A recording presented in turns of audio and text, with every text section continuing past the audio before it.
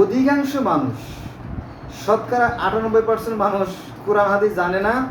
তো এই সুযোগটা আলেমরা গ্রহণ করে, কারণ এই আরবি হচ্ছে বিদেশি ভাষা, জানেন তো, আরবি হচ্ছে বিদেশি ভাষা। এটা তো মানুষ বোঝে না, এর দুই একাত পড়ে দিয়ে যা খুশি তাই চালাই দেওয়া যায়, বুঝলেন না? এই হোমিওপ্যাথি ওষুধের মতো। এই হোমিওপ্যাথি যে ওষুধ, মনে করেন যে এই যে 1 গ্রাম ওষুধ, এটা আপনি 500 টাকায় বিক্রি করতে পারেন, আবার 50,000 টাকা বিক্রি করতে পারেন। খালি এই যে ফুটা, যেখানে 10 ফুটা দেওয়ার কথা সেখানে আপনি যদি 1 ফুটা দেন তাহলে কিছু করার নাই, খালি লাভ আর লাভ আর লাভ। এই জন্য দেখবেন যারা হোমিওপ্যাথির ব্যবসা করে তারা কিন্তু বড় লোক হয়ে যায় রাতারাতি। যাক, মূল কথা, সে সমস্ত আজেবাজে কথা বলা ঠিক না, না ভাই? এই সমস্ত আজেবাজে কথা বলবো না, আমরা একেবারে কোরআন থেকে কথা বলবো, কোরআন থেকে। আসেন,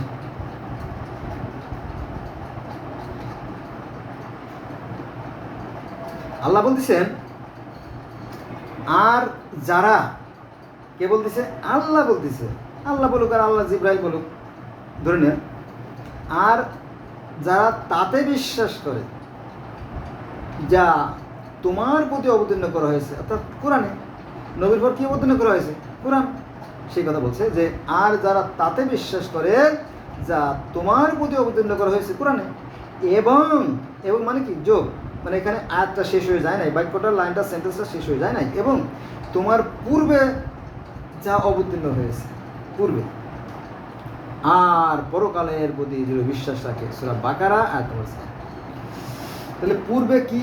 পূর্বে বেদ, জেন্দাবেস্তা, আবেস্তা, গ্রিক ধর্ম, রোমান ধর্ম, সামানিজম মানে রাশিয়ার সারামানি ধর্ম, কেল্টিক ধর্ম, রাশিয়ার অঞ্চল কেল্টিক ধর্ম, তারপরে আপনার তাও ধর্মের গ্রন্থ আছে, সিন্ধু ধর্মের গ্রন্থ আছে, কনফুসিয়াস ধর্মের গ্রন্থ আছে, মিশরীয় ধর্মের গ্রন্থ আছে, হ্যাঁ। তো এরপরে সুমেরীয়, ব্যাবিলনীয় থেকে শুরু করে অ্যাজটেক, মায়ান, ইনকা, এইভাবে পৃথিবীতে ধর্মের সংখ্যা কত? 4,500। আমরা সেই 1,24,000 যাব না, কারণ কি? দেখেন, কোরআনে হাদিসে বলছি যে সৃষ্টিকর্তা 1,24,000, মতান্তরে 2,24,000 নবী রাসূল পৃথিবীতে পাঠাইছে। তাহলে এই 2 লক্ষ নবীরা কিছু কিছু বাণী প্রচার করে গেছে, আর সেই বাণীগুলো হাজার হাজার বছর ধরে লোক মুখে স্মৃতি ও স্রোত হয়ে ফিরে আসছে। তো সেইগুলো সংগ্রহ করে তৈরি করা হয়েছে কি? বেদ, তৈরি করা হয়েছে ত্রিপিটক, তৈরি করা হয়েছে তাওরাত, জবুর, ইনজিল, বাইবেল, সর্বশেষে কোরআন। ক্লিয়ার? আবার আপনারা দেখতে পারবেন যে যদি তোমরা কোরআন বুঝতে যদি অসমর্থ হও, যদি তোমরা কোরআন বুঝতে না পারো, তাহলে পূর্ববর্তী গ্রন্থ যারা পাঠ করে তাদের কাছে যাইও। কোরআন বলতেছে, আমি আয়াতটা বের করতেছি, তোমরা যদি কোরআন বুঝতে অসমর্থ হও, অর্থাৎ কোরআন যদি বুঝতে না পারো, তাহলে পূর্ববর্তী গ্রন্থ যারা পাঠ করে তাদের কাছে যেও। কার কথা? কোরআনের কথা। আমি আয়াতটা খুঁজতেছি বন্ধুরা, যাও, আছে, এই আয়াতটা আছে,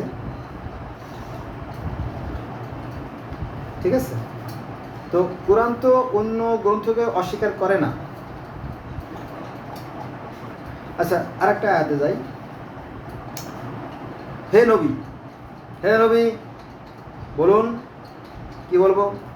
যে জিব্রাইলের শত্রু হবে সে জানুক, সে অর্থাৎ জিব্রাইল আল্লাহর নির্দেশে তোমার হৃদয়ে কোরআন পৌঁছে দিয়েছে।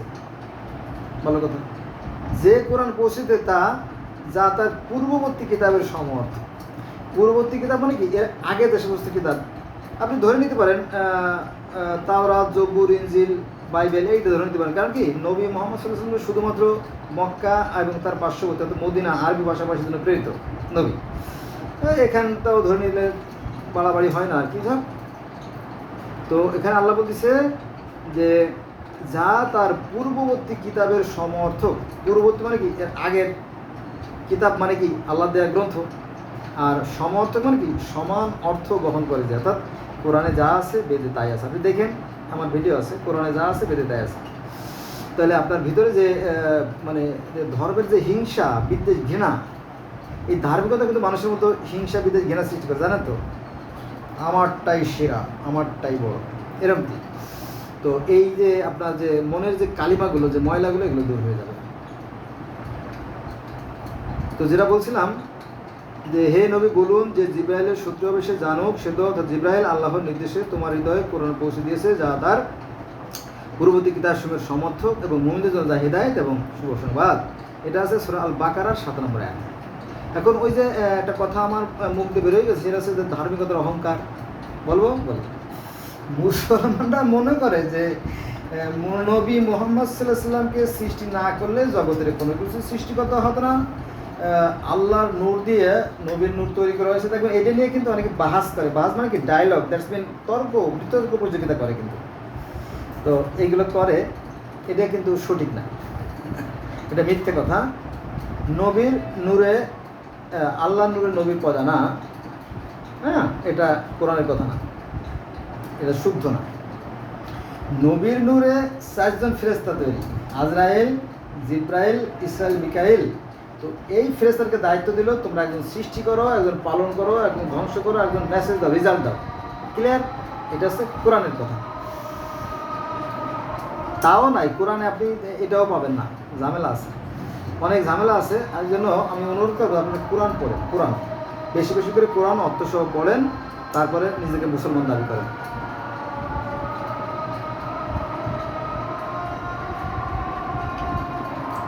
আল্লাহ অন্যত্র আয়াতে বলতেছে যে তোমরা বলো আমরা আল্লাহ হতে মানে নিয়েছি। যারা নবীর উম্মত তাদেরকে বলতেছে তোমরা বলো আমরা আল্লাহ হতে মানে নিয়েছি এবং যা আমাদের প্রতি মানে কি? কোরআনে মানে নিয়েছি, এবং ইব্রাহিম, ইসমাইল, ইসহাক, ইয়াকুব ও তার বংশগুলির উপর অবতীর্ণ হয়েছিল, এবং মুসা, ঈসা এবং অন্যান্য নবী, অন্যান্য নাম না জানা যে সমস্ত নবী, অন্যান্য নবীদের প্রতি তাদের রবের পক্ষ থেকে যা দেওয়া হয়েছে আমরা তাদের মধ্যে কোনো পার্থক্য করি না এবং আমরা তার কাছে আত্মসমর্পণকারী। সূরা বাকারা 836। অন্যান্য নবী, পৃথিবীতে অন্যান্য যে সমস্ত কিতাব সৃষ্টিকর্তা পাঠিয়েছেন, হ্যাঁ, অন্যান্য জাতির ভাষায়, এইটাকে পার্থক্য করতে নিষেধ করছে কে? কোরআন, কোরআন স্বয়ং আল্লাহ। এটা সূরা বাকারার 148, কিন্তু 136 নম্বর আয়াত পড়ে দেখুন। কিন্তু শতকরা 98% মানুষ কোরআন জানে না। তারা এইগুলো নিয়ে দাফাদাফি করে, মারামারি করে, কাটাকাটি করে, কোনো কেন করে আমি জানি না।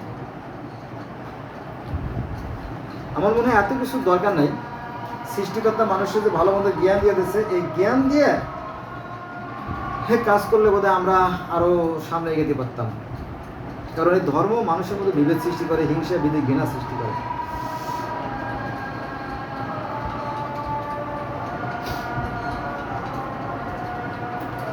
আর একটা গুরুত্বপূর্ণ কথা এখানে আছে, সেটা হচ্ছে যে সূরা বাকারা 213 নম্বর আয়াত, যে মানুষগণ অর্থাৎ এই মানুষেরা আদিতে ছিল একই উন্মতভুক্ত, পরে তারা মতভেদ সৃষ্টি করে বিভিন্ন দলে বিভক্ত হয়ে গেছে।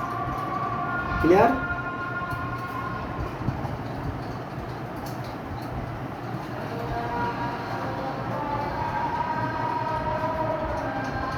দেখেন আল্লাহ তার কোরআনে বলতেছে যে প্রত্যেকের অর্থাৎ প্রত্যেক জাতির জন্য নির্দিষ্ট দিক আছে, সেদিকে সে মুখ করে। সূরা বাকারা আয়াত নম্বর 148। আপনি কোন দিকে মুখ করবেন? পূর্ব দিকে, পশ্চিম দিকে, উত্তর দিকে, দক্ষিণ দিকে, উপর দিকে, নিচে দিকে, কোনো দিকেই কল্যাণ নাই। কল্যাণ আছে কিসে? সৎ কাজে। কল্যাণ কিসে আছে? ভালো কাজে আছে কল্যাণ, জানেন তো।